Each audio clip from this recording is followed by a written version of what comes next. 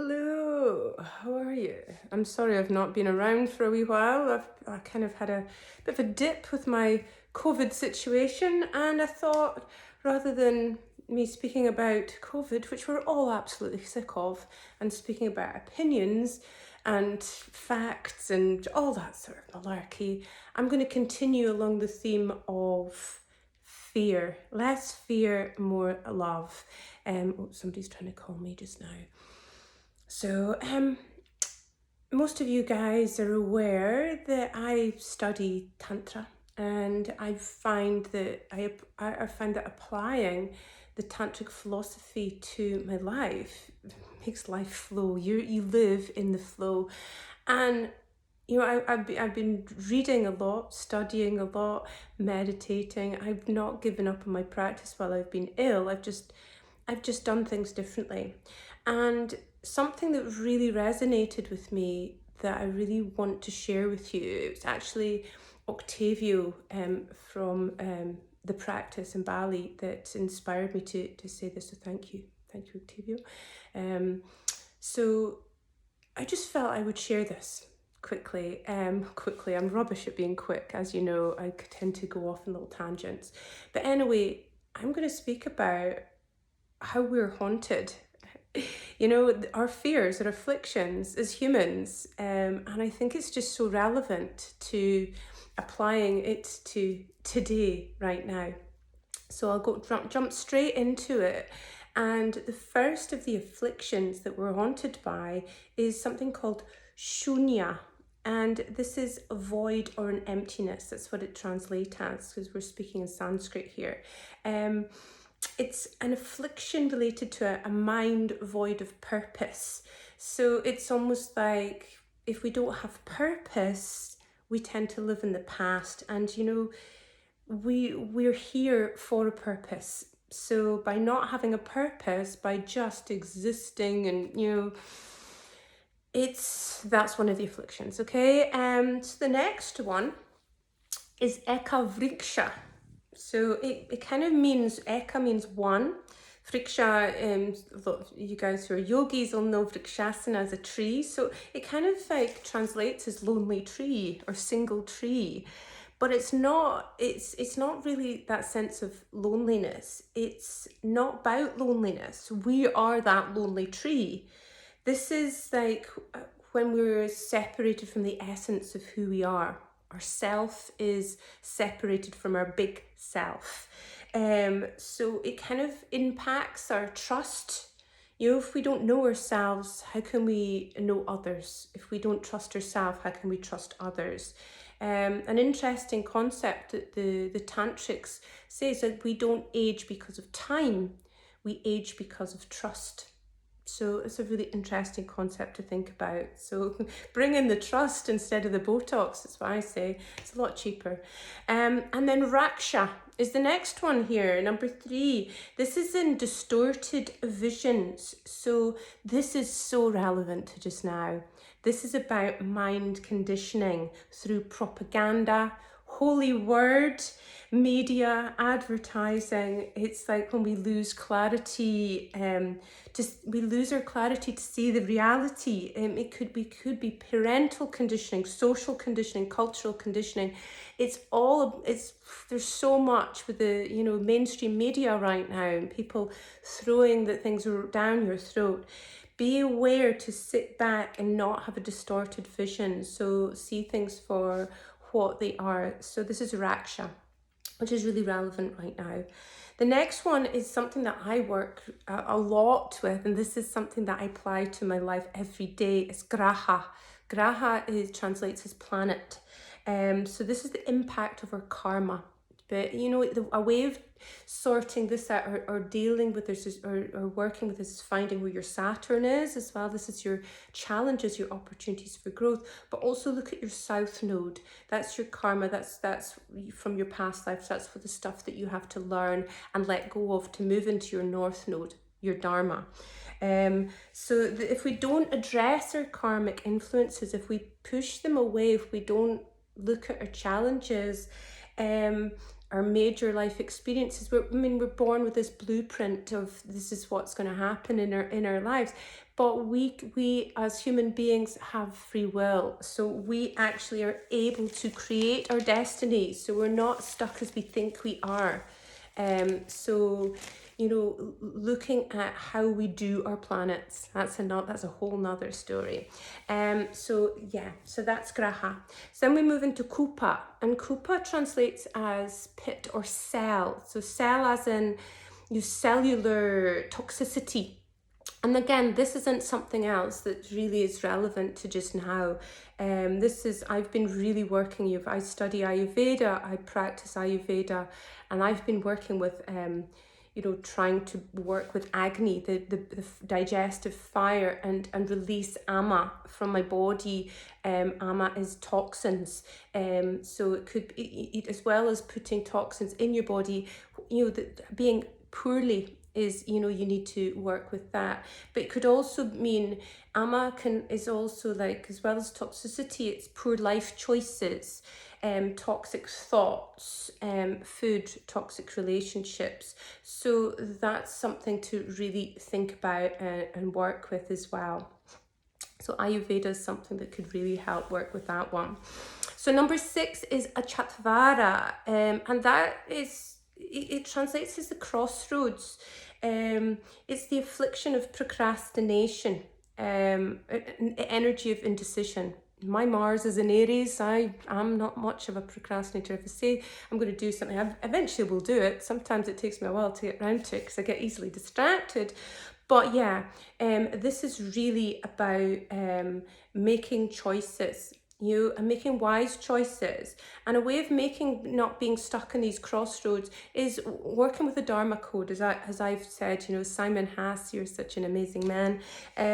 So before you make a decision, look at these 4 things: ahimsa, satya, tapas, and saucha. Okay, I'm not going to translate to all. If you're a yogi, you understand. If you don't, if you're not, that's okay. You don't need to understand, okay? I'm just trying to move quickly through this.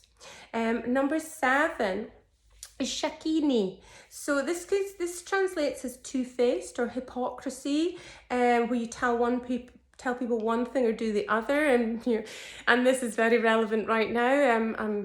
I was going to say I'm not naming any names, but Matt Hancock. Sorry for being political, but yeah, I would say a hypocrite of the moment possibly could be him.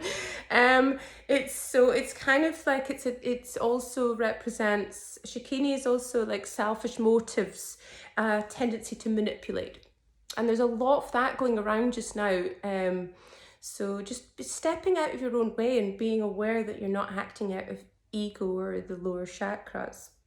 Which leads us to the next one, Yogini, which is pranic distortions. And it's when we're working with the granthis, which they translate as knot, as in a knot. So this is an imbalance or a stuckness in the nadis or the chakras. And the chakras are really our guiding forces. So we really need to have them, we want to work with them not having any blockages there, and we're most knotted in the lower 3, because this is where our ego, our power, our fear lies, and that's where there's a lot of that going on right now, isn't there? Okay, so then when moving on to the next one is Davi, and this is intellect. And this is something that's quite relevant to when I was married, I would say. So this is the Davi is intellect. It's the inability for discernment or discrimination. It's about being unable to unravel the mysteries of spiritual life, unable to discern dharmic choices. It's being unable to come out of your head and into your heart, just being really stuck into the intellect of things as opposed to the magic that is. So its shadow side is judgment. And yeah, I was married to someone who's very almost like thought my spirituality was me being a fool. And you need to have intellect as well, but judging others is not, it is the shadow side of this, and judgment, there's a lot of judgment going around just now. So that's Davi.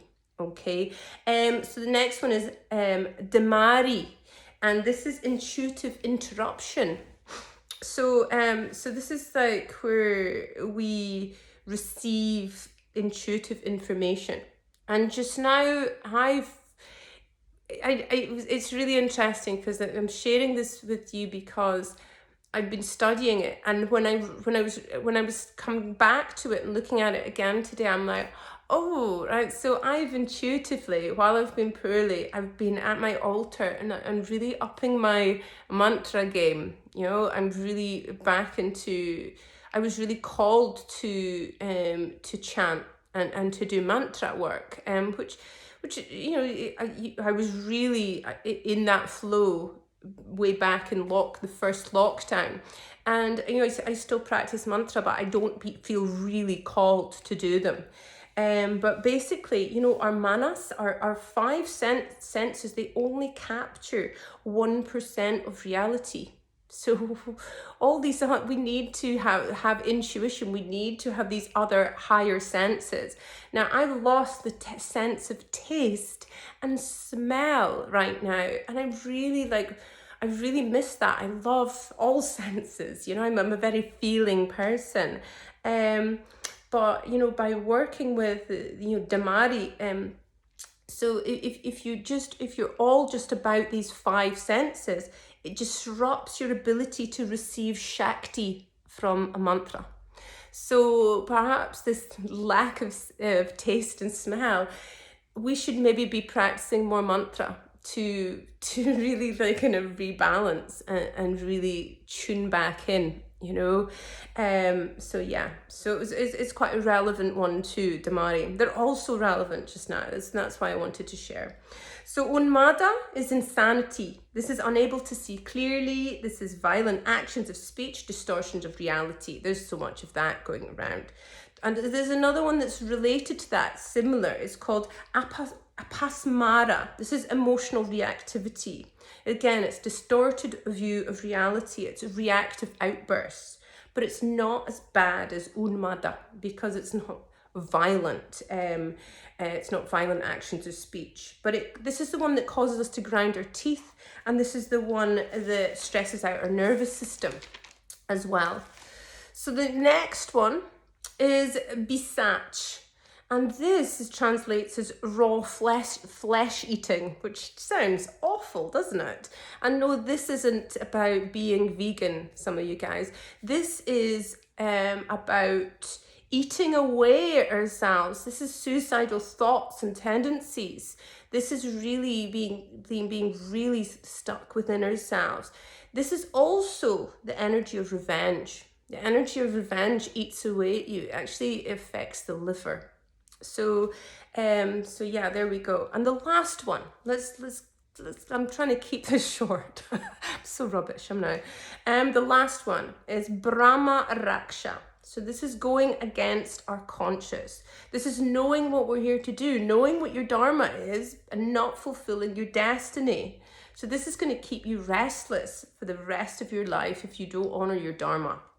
So it's apparently it follows you into the afterlife as well. So, and then you have to go and do it all over again. So yeah, and this is why we should really look to what is our dharma. So if you look and see what your north node is, that's going to be quite helpful. So anyway, I just thought I would share some of the fears and afflictions according to the tantrics, and I hope you find that interesting, because I find it absolutely fascinating. I do a lot of the tantric practices and philosophy in the 100 hours, if anyone's interested, just for your own personal practice, if you don't want to do the 300 hours, the 500 hours. Anyway, lots of love. More love, less fear.